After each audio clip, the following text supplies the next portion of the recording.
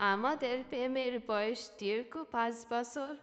আমাদের এই ভালোবাসাটা আমার ফ্যামিলি থেকে মেনে নিলেও তার ফ্যামিলি থেকে কোনোভাবে মানছিল না।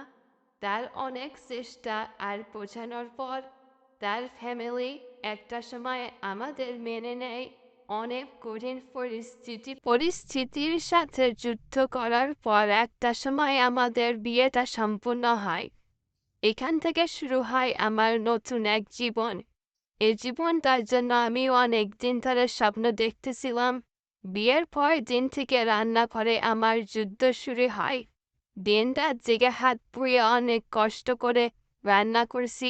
সবাই খাওয়ার পর বলে রান্না একটুও ভালো হয়নি। বাপের বাড়ি থেকে কোনো কাজ শেখনি, তাই বলে কি রান্নাটাও শেখনি? এ সমস্ত কথা শোনার জন্য আমি একদমই প্রস্তুত ছিলাম না। কারণ আমি আমার বাবার একমাত্র মেয়ে। তারা সবসময় আমার সাথে খারাপ আচরণ করত। তার সাথে বলার পর সে আমার উপর উল্টো মারধর করত।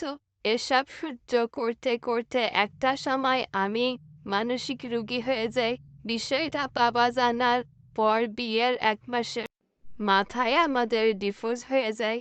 একটা বোনের জীবনের সাথে ঘটে যাওয়া এক করুণ কাহিনী আপনাদের সাথে শেয়ার করলাম।